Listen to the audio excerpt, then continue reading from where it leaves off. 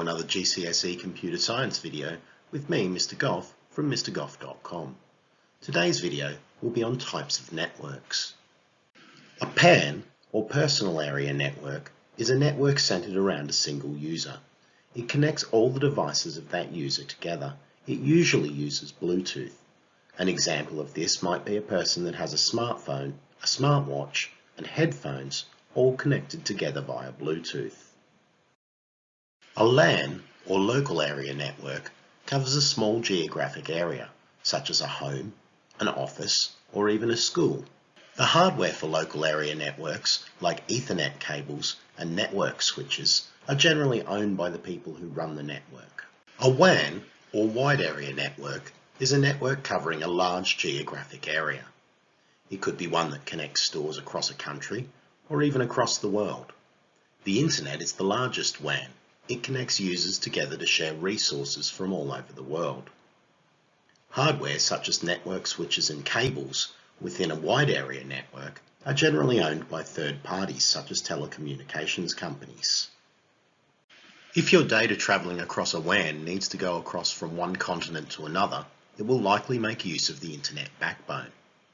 This is the system of undersea cables that connect major Internet hubs together and allow our data to travel around the world.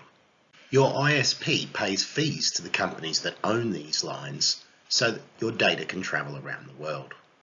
A WLAN, or wireless LAN, transmits data via radio waves instead of cables.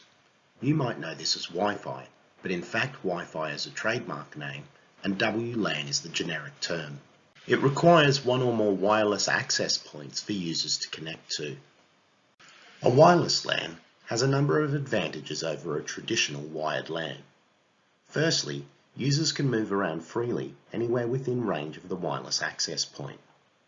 It's also easier to add new devices and cheaper because there's no cables. This has a bigger effect the more devices you add.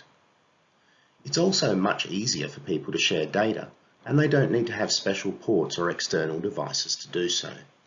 Wireless LANs have generally been considered to be slower than wired connections. However, the next generation of Wi-Fi and the increases in speed it offers may mean this is no longer the case. Signals from Wi-Fi can be obstructed by things like walls and furniture, causing problems for people in buildings. Wireless LANs are generally considered less secure because you don't have to physically connect to the network. If an intruder gained access to your wireless network, they could steal your bandwidth, potentially slowing your actions down, or they could do damage to your network from the inside.